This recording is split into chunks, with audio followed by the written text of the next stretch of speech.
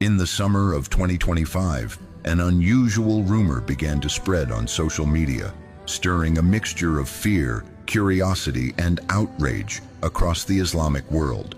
The rumor claimed that a group of foreign skydivers was secretly planning something unimaginable, something so disrespectful, so forbidden, that even the idea of it sent chills down the spines of believers. No names were disclosed, no concrete evidence shared, but the whispers grew louder. They're targeting the Kaabah. In a high-level meeting between American extreme sports enthusiasts and Saudi officials, the skydivers proposed a bold stunt, a symbolic dive above the holy city of Makkah.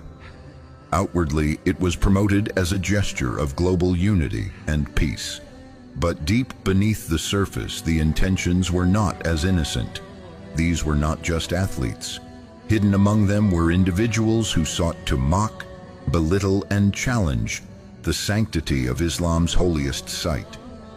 The Saudi authorities initially hesitated. The proposal was rejected outright.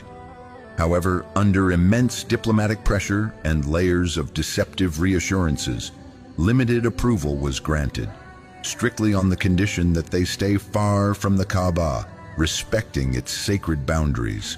The divers were warned in no uncertain terms that the Haram and the Kaabah were off limits.